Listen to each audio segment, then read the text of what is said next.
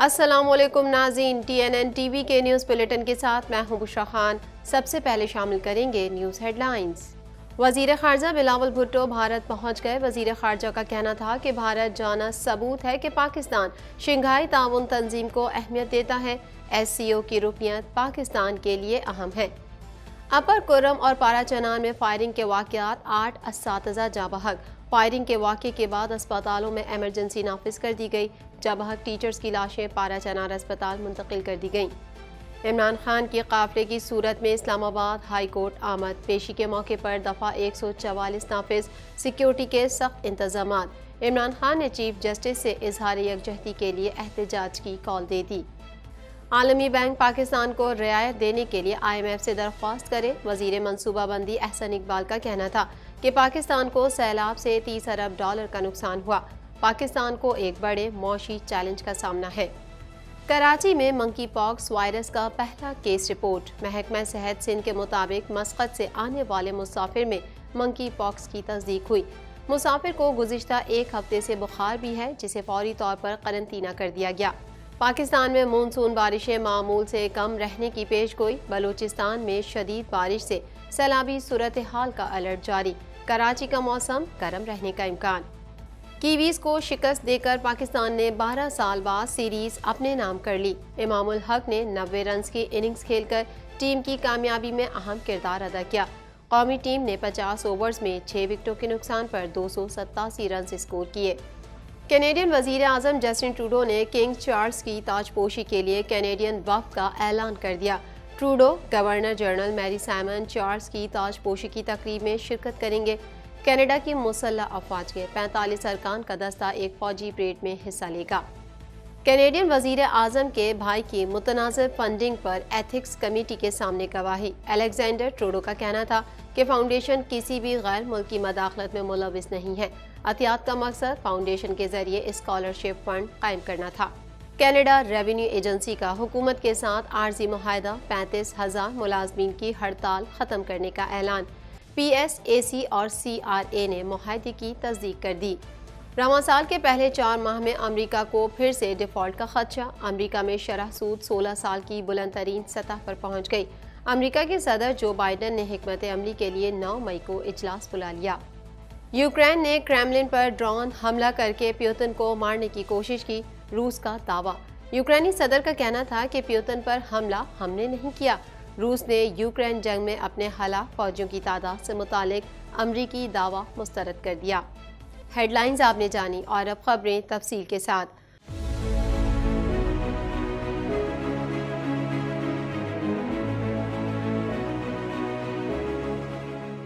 पौने 2 करोड़ की आबादी पर मुश्तमिल कराची मेट्रोपॉलिटन सिटी में सेहत के हवाले से अस्पताल तो बहुत, लेकिन फिजियोथेरेपी सेंटर नायाब हैं। अल्हम्दुलिल्लाह हमने इस कमी को पूरा करते हुए गुलिस्तान जौहर में जुबेदास फिजियोथेरेपी सेंटर का आगाज कर दिया है।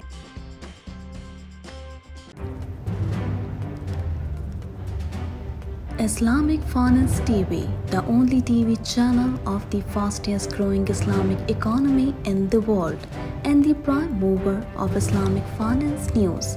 Follow us on our social media handles and watch our reports and educational program at www.islamicfinancetv.com. For advertisement, please contact us at islamicfinancetv@gmail.com.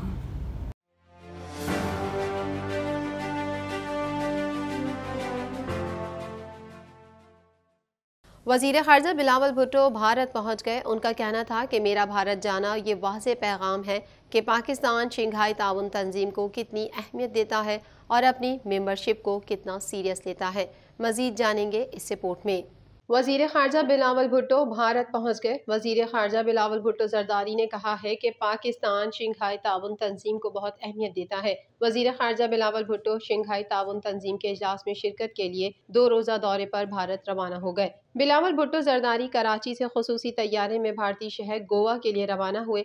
वज़ीर ख़ारजा बिलावल भुट्टो ज़रदारी का तैयारा कराची से बराह रास्त गोवा इंटरनेशनल एयरपोर्ट पर लैंड किया। मीडिया रिपोर्ट के मुताबिक बिलावल भुट्टो जरदारी 2 रोज तक भारत में क़याम करेंगे। शंघाई ताउन तंजीम के वज़राए ख़ारजा के इजलास में शिरकत के लिए भारत रवानगी से कबल वज़ीर ख़ारजा बिलावल भुट्टो जरदारी ने वीडियो पैगाम में कहा कि SCO वज़राए ख़ारजा कौंसिल में पाकिस्तानी वफ़द की नुमाइंदगी कर रहा हूँ। मेरा भारत जाना ये वाज़ेह पैगाम भेजता है कि पाकिस्तान शंघाई ताउन तंजीम को कितनी अहमियत देता है और अपनी मेंबरशिप को कितना सीरियस लेता है। वज़ीर ख़ारजा ने कहा कि मैं इस तंजीम में शामिल ममालिक के साथ बाहमी रवाबित का मुंतज़िर हूँ। बिलावल भुट्टो ने मज़ीद कहा कि SC वज़राए ख़ारजा इजलास के मौके पर रुकन ममालिक के वज़राए ख़ारजा से मुलाकातों का मुंतज़िर हूँ। उन मुलाकातों में बाहमी ताल्लुकात, ख़ित्ते और आलमी मसाइल पर तबादला ख्याल होगा। SCO वज़राए ख़ारजा का 2 रोज़ा इजलास आज से भारत के शहर गोवा में शुरू होगा। SCO के रुकन ममालिक में चीन, पाकिस्तान, भारत, रूस, कज़ाकिस्तान, ताजिकिस्तान, किर्गिस्तान और उज़्बेकिस्तान शामिल हैं। गुज़िश्ता रोज़ बिलावल भुट्टो ने भारत रवानगी से कबल मौलाना फजलुर रहमान, सिराजुल हक, खालिद मकबूल सिद्दीकी और दीगर रहनुमाओं से टेलीफोनिक रब्ता किया था। तर्जुमान के मुताबिक बिलावल भुट्टो ने भारतीय शहर गोवा में होने वाले SCO इजलास में शिरकत पर मशावरत की और उन्हें एतमाद में लिया था। पाकिस्तान ने फ़िज़ाई हुदूद इस्तेमाल करने के लिए भारतीय सिविल एविएशन अथॉरिटी से रब्ता किया था, जिस पर भारत ने बिलावल भुट्टो जरदारी के तैयारे के गोवा जाने के लिए फ़िज़ाई हुदूद इस्तेमाल करने की इजाज़त दे दी। पाराचनार में मुख्तलिफ वाक़यात में सरकारी स्कूलों के 8 असातिज़ा कत्ल कर दिए गए। अस्पतालों में एमरजेंसी नाफिज कर दी गई। ज़िला भर में सिक्योरिटी हाई अलर्ट कर दी गई है। मज़ीद अहवाल इस रिपोर्ट में। पाराचनार में मुख्तलिफ वाक़यात में सरकारी स्कूलों के 8 असातिज़ा कत्ल कर दिए गए। अस्पतालों में एमरजेंसी नाफिज कर दी गई।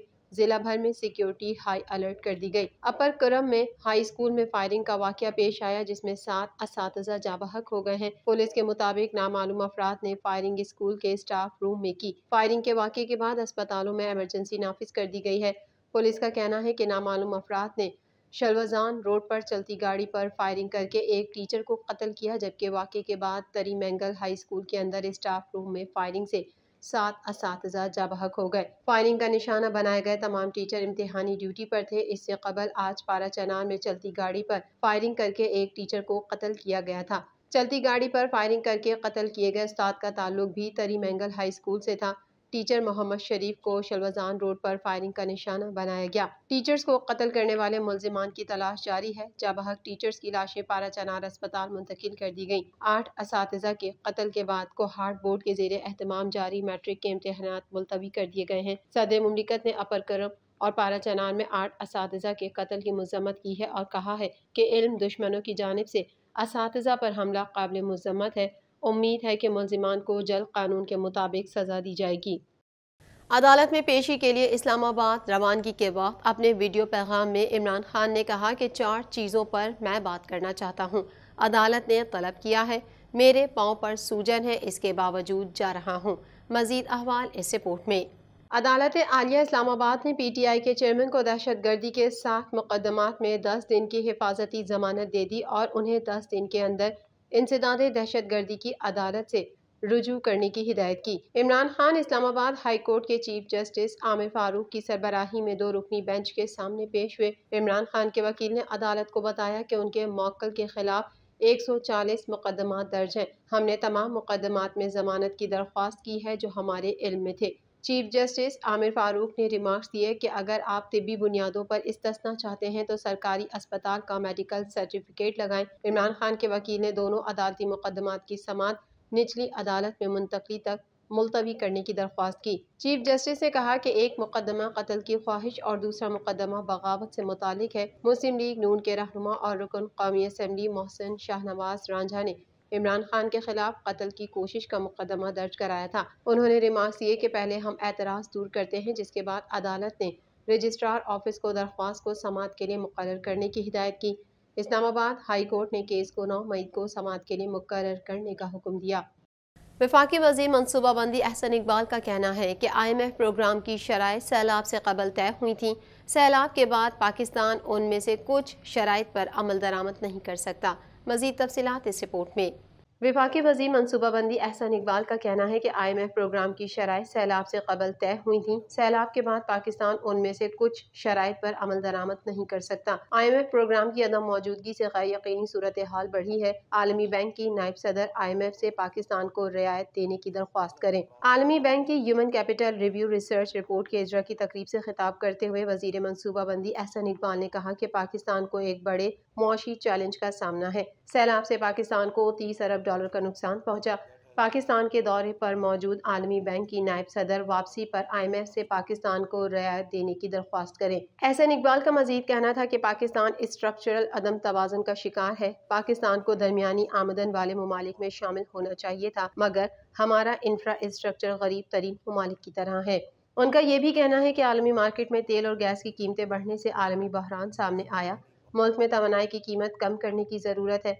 गरीब लोगों को गुर्बत से निकालने के लिए इकदामात की ज़रूरत है। आलमी बैंक की नायब सदर ममता मूर्ति ने अपने खिताब में कहा कि मुझे पाकिस्तान से प्यार है। मेरी वालदा कराची में रहीं, उन्होंने मुझे पाकिस्तान के बारे में बताया। पाकिस्तान को इंसानी वसाइल की तरक्की के लिए सरमायाकारी करनी होगी। हमें मालूम है कि पाकिस्तान को माली मुश्किलात दरपेश हैं। पाकिस्तान मुश्किलात से निकल सकता है।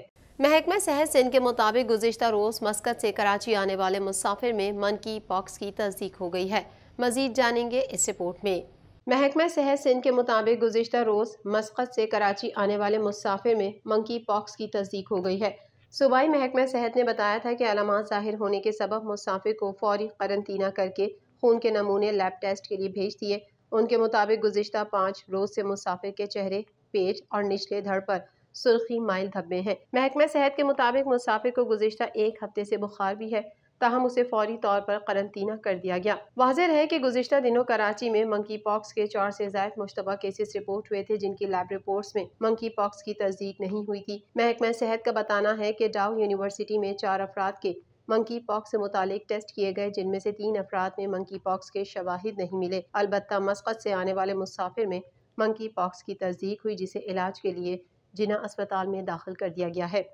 महकमा मौसमियात के मुताबिक कराची का मौसम गर्म रहने का इम्कान है, जबकि शहर लाहौर में ठंडी हवाएं चलने से मौसम खुशगवार हो गया। मजीद जानेंगे इस रिपोर्ट में। महकमा मौसमियात के मुताबिक कराची का मौसम गर्म रहने का इम्कान है, जबकि शहर लाहौर में ठंडी हवाएं चलने से मौसम खुशगवार हो गया।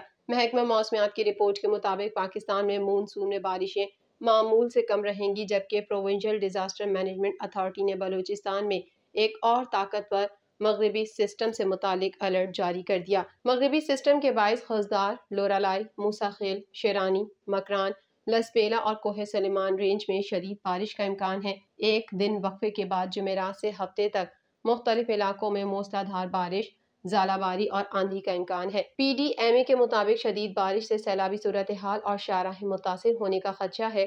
रोब, बारखान, कोहलू, तुरबत और चाकी समेत पाक ईरान सरहदी इलाकों में भी बारिश मुतवक्के है। PDMA ने तमाम डिप्टी कमिश्नर्स को सैलाबी सूरत हाल से मुतालिक अलर्ट रहने की हिदायत भी कर दी है। शहर लाहौर में ठंडी हवाएं चलने से मौसम खुशगवार हो गया। शहर में आज बारिश की पेशगोई की गई है। महकमा मौसमियात के मुताबिक शहर में 50% बारिश के इम्कानात हैं। महकमा मौसमियात के मुताबिक खैबर पख्तूनख्वा, पंजाब, शुमाल मशरकी बलूचिस्तान, कश्मीर और गिलगित बल्तिस्तान में कहीं कहीं तेज हवाओं और गरज चमक के साथ बारिश और चंद मकामात पर ज़ालाबारी का इम्कान है, जबकि मुल्क के दीगर इलाकों में मौसम खुश्क रहेगा। दूसरी जानिब महकमा मौसमियात की जानिब से जारी करदा रिपोर्ट में बताया गया कि सिंध बलूचिस्तान में जून ता सितंबर मामूल से कम बारिशों का इम्कान है। खैबर पख्तूनख्वा के चंद इलाकों में बारिशें मामूल से ज़ायद होंगी। महकमा मौसमियात के मुताबिक गिलगित बल्तिस्तान में मामूल के मुताबिक बारिशें होंगी। मुल्क के जुनूबी इलाकों में पिछले साल की तरह बारिशें ज़ायद होने का इम्कान नहीं। रिपोर्ट के मुताबिक जून तक सितंबर मानसून बारिशें मामूल से कम रहने की तवक्को है। पाकिस्तान ने न्यूजीलैंड को 26 रन से शिकस्त देकर सीरीज अपने नाम कर ली। एक रोज़ा सीरीज के तीसरे मैच में न्यूजीलैंड ने 50वें ओवर में 261 रन बनाकर आउट हो गए। मजीद जानेंगे इस रिपोर्ट में। पाकिस्तान ने न्यूजीलैंड को 26 रन से शिकस्त देकर सीरीज अपने नाम कर ली। नेशनल स्टेडियम कराची में खेले गए एक रोज़ा सीरीज के तीसरे मैच में न्यूजीलैंड ने 50वें ओवर में 261 रन बनाकर आउट हो गई। इससे कबल पाकिस्तान ने न्यूजीलैंड की दावत पर पहले बैटिंग करते हुए मुकर्ररा 50 ओवर्स में 6 विकेटों के नुकसान पर 287 रन स्कोर किए। इमामुल हक ने 90 रन की इनिंग खेलकर टीम की कामयाबी में अहम किरदार अदा किया। तीसरे वनडे में मैन ऑफ द मैच का एजाज हासिल करने वाले कौमी ओपनर इमाम उल हक ने मैच के बाद प्रेस कॉन्फ्रेंस करते हुए कहा कि गुज़िश्ता मैचेस में हम अच्छी फील्डिंग नहीं कर रहे थे। आज हमने अच्छी फील्डिंग की और उसमें मजीद बेहतरी लानी है। उन्होंने कहा कि फ़खर जमान और बाबर आजम के साथ खेलना थोड़ा मुख्तलिफ है। बाबर बहुत बोलता है जबकि फ़खर जमान खामोश रहता है। बाबर से अच्छी दोस्ती है लेकिन फ़खर के साथ भी मजा आता है। उनका कहना था कि हमारी मिडिल ओवर्स की बॉलिंग कमजोर है, हमारे स्पिनर्स विकेट नहीं ले पा रहे, हमें स्पिन डिपार्टमेंट में बेहतरी लानी पड़ेगी। न्यूजीलैंड क्रिकेट टीम के बैटर टॉम ब्लिंडल ने कहा कि पाकिस्तान टीम ने तीसरे वनडे में बहुत अच्छा खेला, उन्हें जीत का क्रेडिट चाहता है। सीरीज में अपने सीनियर्स खिलाड़ियों को याद कर रहे हैं, अगर सीनियर्स खिलाड़ी होते तो मदद मिलती। टॉम ब्लिंडल ने कहा कि पाकिस्तान के पास बहुत अच्छा स्पिन और फास्ट बाउलिंग अटैक है, यह हदफ हासिल किया जा सकता था लेकिन पाकिस्तान ने अच्छा खेलकर मैच अपने हक में किया। मजीद खबरें भी बुलेटिन का हिस्सा होंगी इस ब्रेक के बाद।